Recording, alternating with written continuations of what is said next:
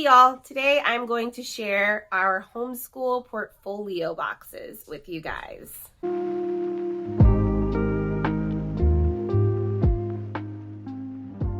First of all, if you are new here, my name is Kaela. I am a second generation homeschool mom to almost 4 girls. I have a 4th grader, a 1st grader, a toddler, and baby girl number 4 is very close to arriving. I love to chat all things homeschool and mama life, and I typically share secular or faith-neutral resources on this channel.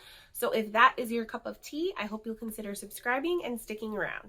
We are wrapping up our 6th year of homeschooling. I am super excited to jump into 5th grade and 2nd grade next year. And as we wrap up our school year, and as many of you are wrapping up your homeschool years, a lot of us might be starting to clean out our homeschool spaces, get those worksheets out of the binders, out of the desk drawers, and we might be wondering, what do I actually need to keep? Should I be adding any of this to a portfolio? What portfolio system is going to work best for our family? I've seen a wide variety of portfolio systems, everything from binders to digital portfolios and lots of things in between. A lot of states actually have portfolio requirements. They might require that you turn in a specific type of portfolio, a specific amount of work to show and to have someone assess your homeschool year. I live in Texas.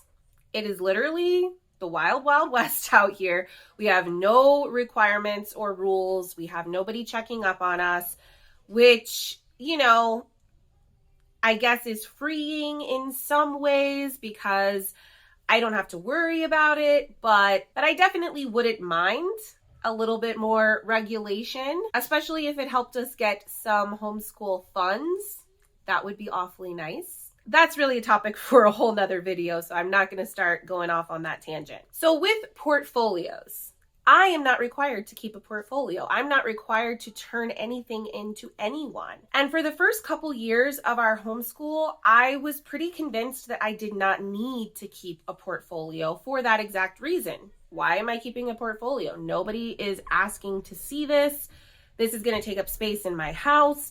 Do I really need to keep all of these loose papers and notebooks and you know, all of the things that come along with educating your kids at your home? But then I saw this idea that I was really drawn to, and I wish that I could credit the mama who I originally saw using this portfolio system. It was so long ago and I don't remember, and I'm so sorry.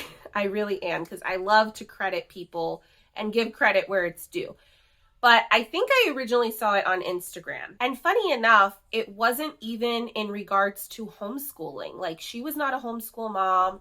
She was not sharing this idea for the purposes of a homeschool portfolio, but she shared the idea as more of a memory box for her kiddos. And the way that she had these boxes set up just seemed perfect to me for homeschooling records and for keeping all of those beautiful paintings and drawings and keepsakes that we accumulate throughout our homeschool year. The great thing about this is you can use this as a memory box and a homeschool portfolio box in one if you choose to do so. Like, that would be pretty easy.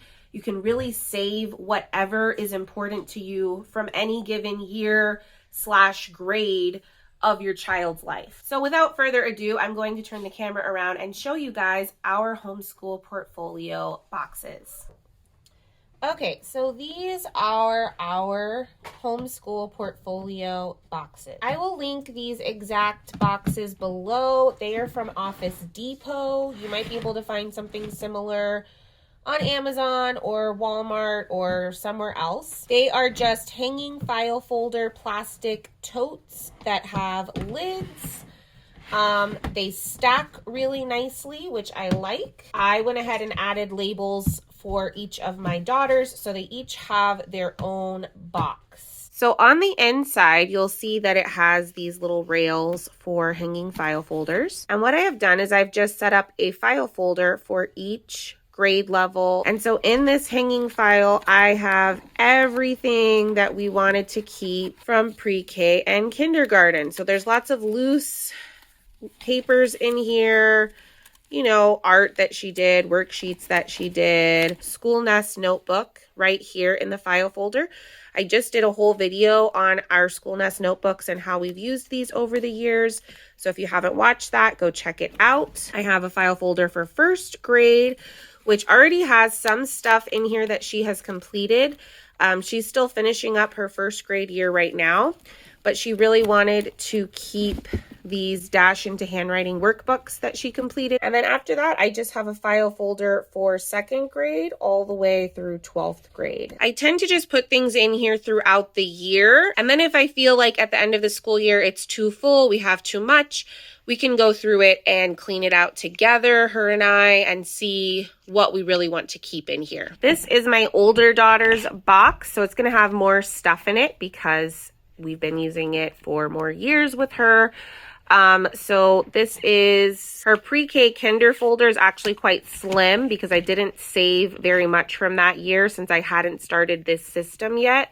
I kind of wish that I had saved more, to be honest with you. Same thing with her first grade year. It's a little bit on the slim side. Then we get to second grade and it beefs up quite a bit because I do have her second grade school nest notebook in here, along with lots of pieces of art, worksheets, just special mementos, things that she made over that school year. Same thing with third grade. It's quite beefy. We have her school nest notebook in here that's very full, and then some loose papers as well. And then I obviously have fourth grade through 12th grade ready to go. I am actually going to start putting stuff from this year in her fourth grade folder today. I've kind of been accumulating a little pile of some papers that need to go ahead and go in this box. I am very hopeful that this system will continue to work well for us over the years. I know that this does take up more space than, say, a digital portfolio. I don't think it takes up any more space than binder portfolios, especially if you have a binder for each year. That's going to start eating up shelf space really, really quickly.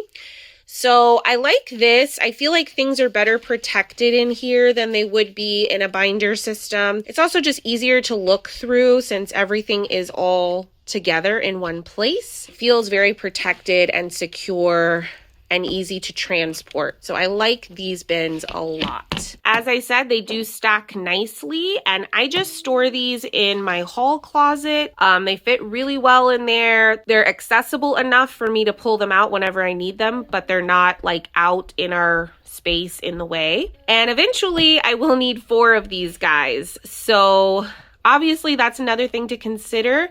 You may want to choose your portfolio system or your keepsake system for your kids based on how many kids you have. Because if you have quite a few children, maybe digital is the better way to go. Maybe you can't really afford that real estate wise, having all of those bins or binders for several children. Also, if you live in a small space, that's another thing to consider. We do at the moment have closet space for these, so it's not an issue for us, but definitely something to keep in mind depending on the size of your family and how much storage space you have available in your home. So we actually decided to go ahead and add some of this stockpile to our boxes from this past school year. So right now I'm working with my older daughter.